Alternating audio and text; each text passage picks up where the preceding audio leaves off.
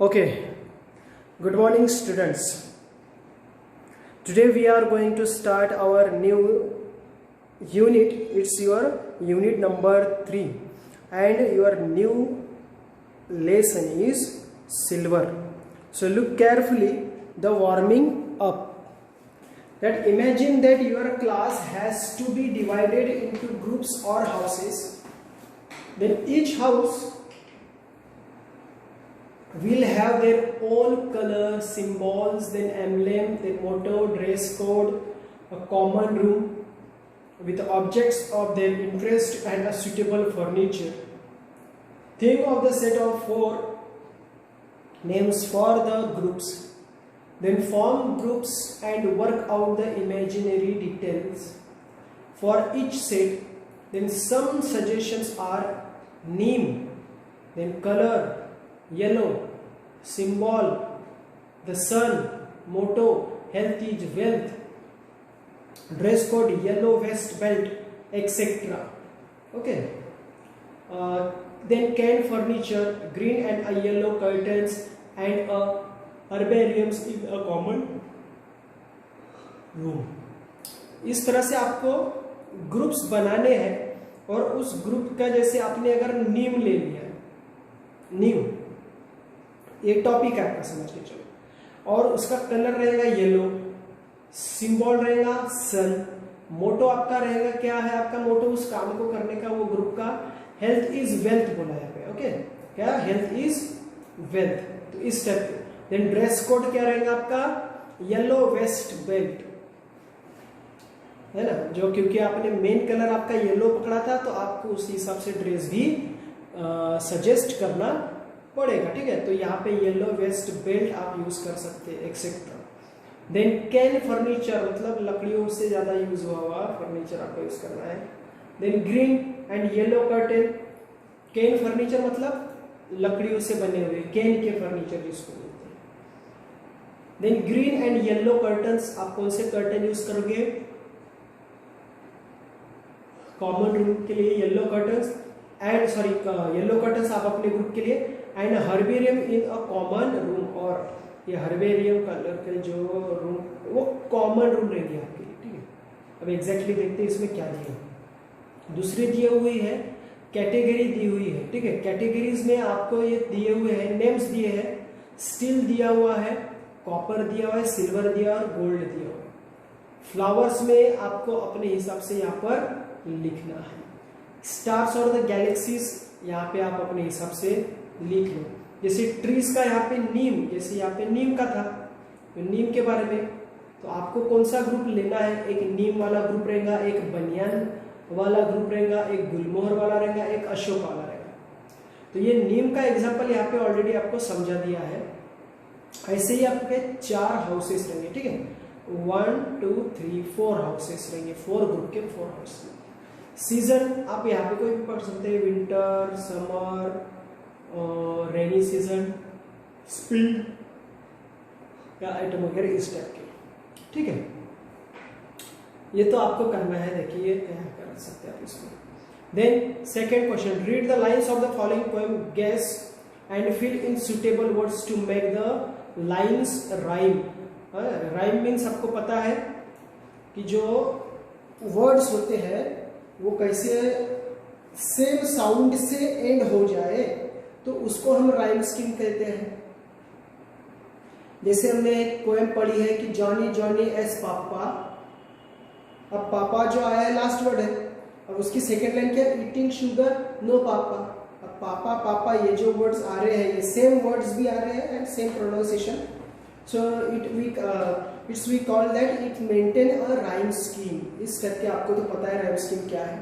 तो अभी ये गोल्डन ग्लो की एक पोएम यहाँ पे दी हुई है और यहाँ पे आपको कुछ ऐसे वर्ड्स यूज करने हैं जिससे ये पोएम क्या हो जाए, क्लियर हो जाए, मतलब इसमें राइम आ जाए. ठीक है, तो जैसे यहाँ पे Soon after dawn rises the sun, अगर मैंने यहाँ पे सन बोल दिया तो it wakes and illumines every, यहाँ पे क्या लिखोगे आप, सन. यहाँ पे अगर मैंने सन लिखा तो यहाँ पे उसी प्रकार से like same word which has the same pronunciation, sun sun, run भी हो सकता है, सन रन। तो ये आपको ढूंढना है और यहाँ पर आपको कंप्लीट करना है। It is very important poem for you. Then it scares away the long dark, यहाँ पे क्या है लिखना है आपको, the shining stars go out of, यहाँ पे क्या लिखना है देखो। Then from the tree to, मतलब ये आपको अभी पूरी पोएम पढ़नी है और यहाँ पे आपको फर्स्ट सेकेंड लाइन में आपको राइमिंग वर्ड्स लिखने हैं। ओके,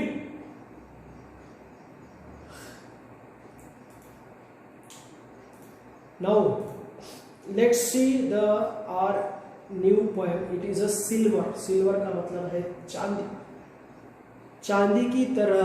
अब क्या क्या है यहाँ पे अभी हम पढ़ेंगे, ठीक है।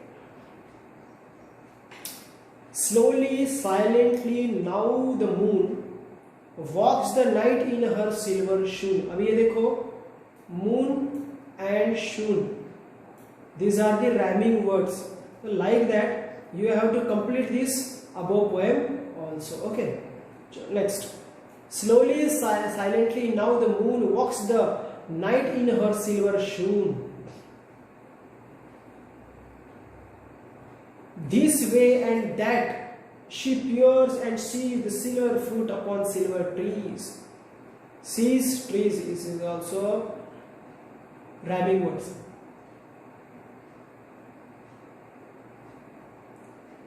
Then one by one the casements catch her beams beneath the silver thatch.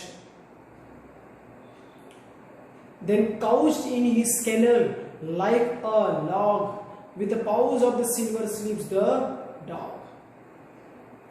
Then from their shadow caught the white beasts peep of the doves in silver feathered sleep. A harvest mouse goes a scampering by with a silver claws and a silver eye, and a moveless fish in the water gleam by the silver nets in a silver stream.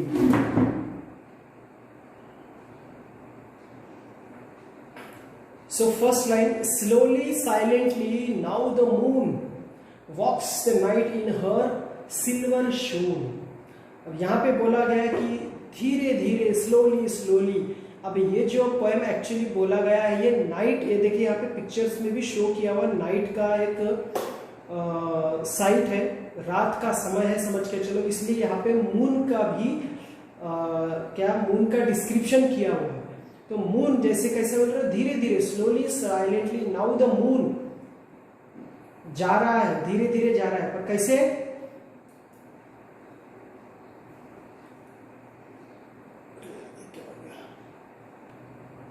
okay, slowly silently now the moon walks the night in her silver shoon.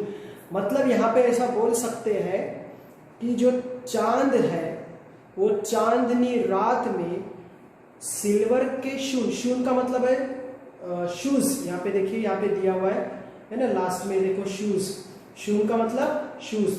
तो moon जो है अपने चांदी के जूते पहने हुए उस रात में धीरे धीरे क्या हो रहा है, जा रहा है। ऐसा वहां पे बहुत ही सुंदर दृश्य बताया गया है।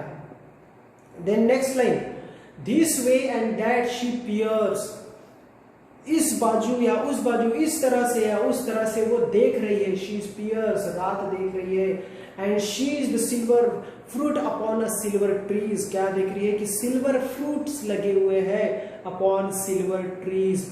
सिल्वर ट्रीज का मतलब आसमान में जब हम देखते हैं तो हमें ऐसा लगता है कि आसमान में ऐसे बहुत सारे सिल्वर ट्रीज हैं जिस पर छोटे छोटे सिल्वर कलर के फ्रूट्स लगे हुए, मतलब हम किसके बारे में बोल रहे हैं, एक चांदनी रात के बारे में। यहाँ पे पोएट एक डिस्क्रिप्शन दे रहा है कि वो जो तारे जो दिख रहे हैं हमें किस तरह से दिखते हैं, सिल्वर फ्रूट्स की तरह दिख रहे हैं। और सिल्वर फ्रूट्स मतलब तारे, और बाकी के जो चीजें हैं, जो बड़ी चीजें हैं या जिसको हम चांद बोल सकते हो, एक प्रकार का हमारे लिए ट्री भी हो सकता है। Then next, one by one the casements catch her beams beneath the silvery thatch. अब यहाँ पे देखो क्या बोल रहा है, 1 by 1 द कैसमेंट्स कैच। कैसमेंट्स का मतलब है एक प्रकार से दरवाजे खिड़कियां जिसको हम बोल सकते हैं। सभी लोग धीरे धीरे घरों की खिड़कियां दरवाजे सब बंद कर देते हैं, पर फिर भी her beams beneath the silvery has, पर कहीं ना कहीं एक गैप में से वो सिल्वरी बीम जो है, बीम का मतलब होता है रेज, है ना, ये बीम का मतलब क्या होता है, रेज होता है, किरणें होती है। कहीं ना कहीं हमारे सिल्वरी थैच का मतलब एक प्रकार से छत है, ये छत से हमारे घर के अंदर हमारे यहाँ आता है, हमको दिखता है ना। इतना खूबसूरत तरीके से उन्होंने कहा है। अभी आगे की लाइन देखते हैं। Couched in his kennel like a log with the paws of the silver sleeps the dog। अभी यहाँ पे बोला गया है कि कुत्ता अपने कैनल में, कैनल का मतलब कुत्ते का जो घर होता है ना, वो सोया हुआ है। काउज्ड का मतलब एक प्रकार से सोने की जगह, पलंग भी बोल सकते हैं, गद्दा भी बोल सकते हैं अपन उसको। तो कुत्ता अपने घर में सोया हुआ है with paws of a silver sleeps। तो जो कुत्ता पैर ऐसे सामने फैला के सो रहा है, वो पैर जो है उसके लाइक लॉग की तरह दिख रहे। लॉग का मतलब होता है लट्ठा, लट्ठा मतलब लकड़े का टुकड़ा। जब हम पेड़ वगैरह काटते हैं ना, तो पेड़ का जो तना रहता है मेन, उसके जो बड़े बड़े लट्ठे बनते हैं, दैट इज द लॉग, है ना। With the pause of the silver स्लीप्स the dog. और कुत्ता जब सो रहा है अपने घर में, तो वो भी, उसके पैर भी जो है वो हमें कैसे दिख रहे हैं, सिल्वर की तरह दिख रहे हैं। ये बहुत ही सुंदर वर्णन हमारे इस पोएम ने, पोएट ने किया है कि उसको हर जगह सुंदरता दिखाई दे रही है इस चांदनी रात में। चलो आगे की लाइन में देखते क्या है। From their shadow coat with a white breast peep of the doves in a silver feathered sleep। Okay, next line क्या बोल रही है, From their shadow coat the white breast peep, मतलब अपने, shadow का मतलब होता है घना या छावदार, गहरा। कोट, कोट का मतलब यहाँ पे दिया है small shelter of the birds, है ना, यहाँ पे दिया हुआ है। देखिए कोट मतलब स्मॉल शेल्टर, मतलब नेस्ट बोल सकते हैं अपन, है ना। कैसा है, शैडो मतलब गहरा है, ठीक है। With a white breast peep, white breast peep of doves, of doves का मतलब यहाँ पे बोला गया है अपने पिजन्स, कबूतरों के बारे में। इन अ सिल्वर फेदर्ड स्लीप, और अपने घरों में जो व्हाइट कलर के पंखों से ढके हुए, लदे हुए जो डोव्स है, पिजन्स है, वो भी, उनकी छाती जो है वो व्हाइट कलर की होती है खास तौर पे। तो वहां पे वो कैसे दिख रहे हैं, एक प्रकार से सिल्वर की तरह चमक रहे हैं, ऐसा वो कवि कहते हैं। Next line, A harvest mouse goes scampering by with a silver claws and silver eye। A harvest mouse goes scampering sorry, mouse go scampering by का मतलब जो खेतों में जो माउस पाए जाते हैं, जो इधर उधर भागते हैं, खेतों को नष्ट करते हैं, परेशानी में डाल देते हैं फार्मर्स को, ऐसे वो जो माउस है वो भी भाग रहे हैं इधर उधर, पर कैसे, विद सिल्वर क्लॉज, क्लॉज का मतलब उनके पंजे, पैर, एंड सिल्वर आई। तो ये अभी रात का समय है, तो जब चूहे इधर उधर भाग रहे खेतों में, तो उनके वो पंजे भी सिल्वर कलर के दिख रहे हैं, और उनकी आंखें भी सिल्वर कलर की चमक रही है। ऐसा बहुत ही सुंदर वर्णन यहाँ पे उन्होंने किया हुआ है। Then last stanza, and a moveless fish in a water gleam by a silver reeds in a silver stream. यहाँ पे देखिए मोशनलेस का मतलब दिया हुआ है स्टिल, स्टिल का मतलब एक जगह पे रुकने वाले, रुकी हुई, स्टिल, मोशनलेस, उसमें कोई मोशन नहीं है। And a moved fish in the water gleam, तो पानी में जो मछली भी जो तैर रही है वो अभी फिलहाल रुकी हुई है एक जगह पर। ग्लीम का मतलब चमकना, और मोशनलेस का मतलब रुकी हुई है पानी में। By a silver reeds in the silver stream, by the silver reeds का मतलब होते हैं छोटे छोटे पेड़ पौधे जो नदी के, स्ट्रीम का मतलब होता है नदी या छोटे से बहाव वाली नदी या तालाब, है ना। तो वो जो सिल्वर स्ट्रीम है वो भी चांदी की तरह चमकते हुए है। उसके आजू बाजू में जो पेड़ पौधे, छोटे छोटे पेड़ पौधे लगे हैं वो भी सिल्वर कलर के हैं, वो भी चमक रहे हैं। और ये जो अपनी फिश है वो भी पानी में चमक रही है। किस तरह से? चांदी की तरह चमक रही है। तो इस पोएम में पोएट ने हमेशा ये आपको बताना चाहा है कि इस धरती की हर एक चीज पोएट को कैसी दिखाई दे रही है?